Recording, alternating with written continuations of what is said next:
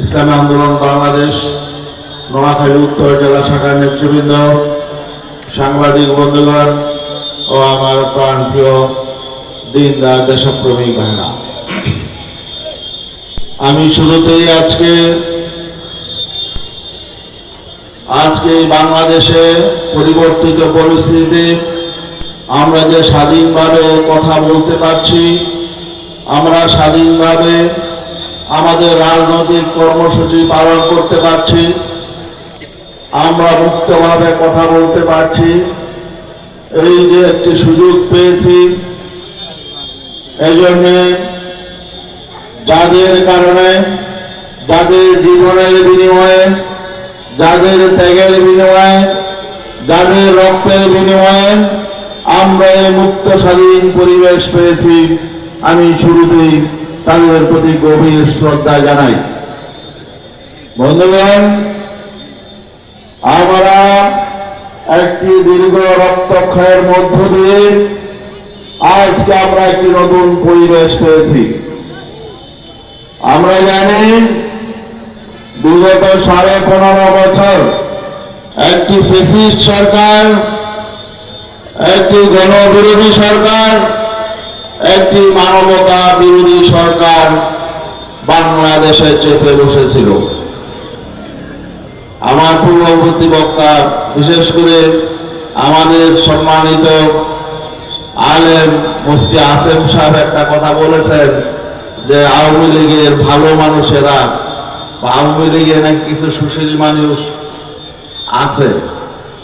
আওয়ামী লীগের সুশীল মানুষ থাকে কি করে? এটা কি আপনাদের বিশ্বাস হয়? হুজুর সরল মানুষ বলছেন কথাটা। যারা খুনিদেরকে সমর্থন করে, যারা চোরদেরকে সমর্থন করে, যারা ডাকাতদেরকে সমর্থন করে, যারা লুটেরাদেরকে সমর্থন করে, তারা যদি তাহাজ্জুদ নামাজও পড়ে, তারা ভালো মানুষ হতে পারে? তাহলে আওয়ামী লীগে ভালো মানুষ থাকে কেমনে? আওয়ামী লীগ এমন একটা সংগঠন যে নিজে যে আওয়ামী লীগ করে সেও খারাপ, যে আওয়ামী লীগকে সমর্থন করে সেও খারাপ। ঠিক না?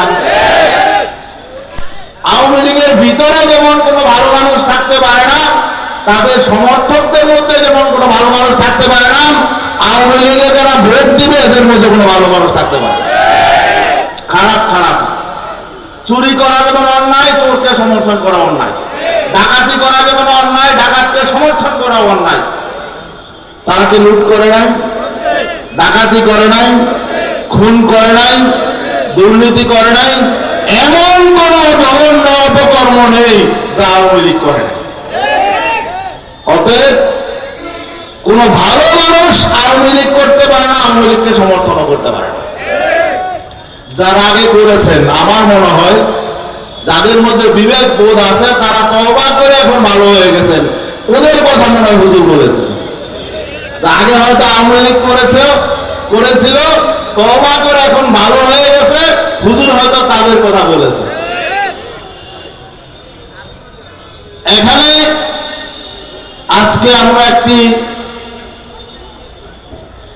ত্যাগের বিনিময়ে আমাদের ছাত্র সমাজের রক্তের বিনিময়ে, শ্রমজীবী মেহনতি মানুষের রক্তের বিনিময়ে আমাদের যে পরিবর্তন হয়েছে, এই পরিবর্তন শুধু ক্ষমতার হাত বদলের জন্য নয়।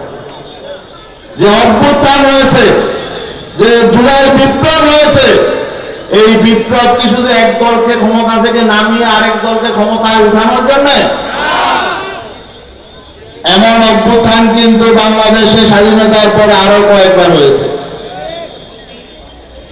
সে সমস্ত অভ্যুত্থান আর এই জুলাই বিপ্লব এক বিষয় নয়। কারণ এই জুলাই বিপ্লব, 5ই আগস্টের অভ্যুত্থান এখানে শুধু ক্ষমতার হাত বদলের জন্য হয় নাই, বরং এই বাংলাদেশের রাজনীতি সিস্টেম পরিবর্তনের জন্য হয়েছে। এই সাংবিধানিক সিস্টেম পরিবর্তনের জন্য হয়েছে। দীর্ঘ 53 বছর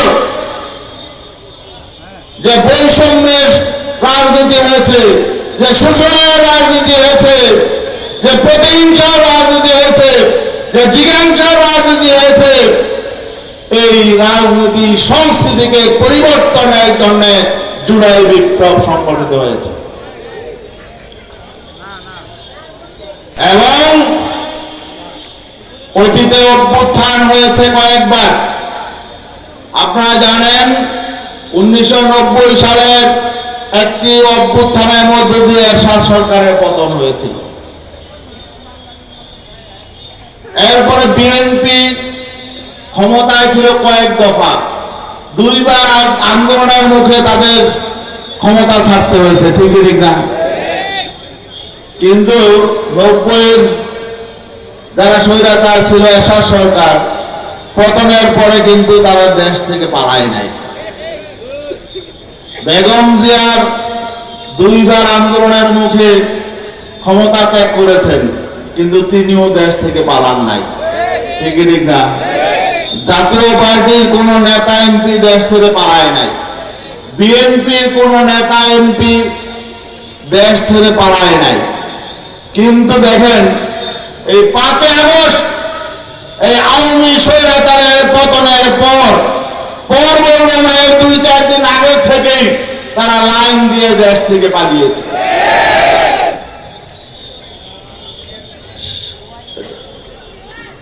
আওয়ামী লীগের যে স্বৈরাচারের প্রধান ছিল শেখ হাসিনা, সে পালিয়েছে। সে পালানোর সাথে সাথে তার পুরা মন্ত্রী পরিষদ পালিয়েছে। তার যে এমপিরা ছিল পার্লামেন্টে, সব এমপিরা পালিয়েছে।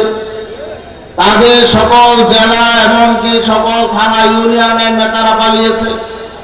পুলিশের প্রধান পালিয়েছে, এমনকি প্রধান বিচারপতি পালিয়েছে।